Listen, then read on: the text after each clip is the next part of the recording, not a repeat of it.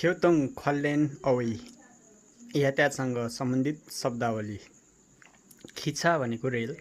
खिचा भनेको रेल, बस्छु भनेको बस्छु, बस्छु भनेको बस, खोस्सोक बस्छु भनेको एक्सप्रेस बस,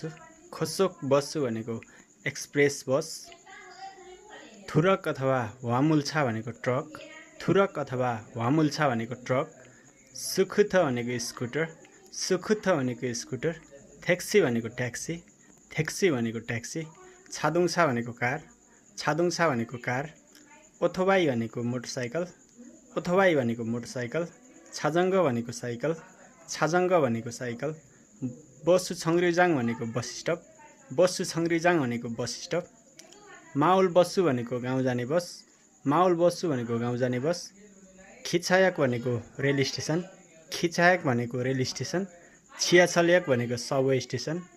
छियाछल्याक भनेको सबवे स्टेसन, छुच्छा भनेको पार्किङ, छुच्छा भनेको पार्किङ, छारी भनेको सिट, छारी भनेको सिट, खिल भनेको बाटो,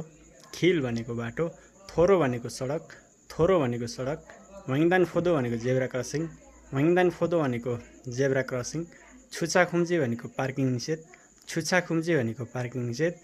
फोदो भनेको हिँड्ने बाटो, फोदो भनेको हिँड्ने बाटो।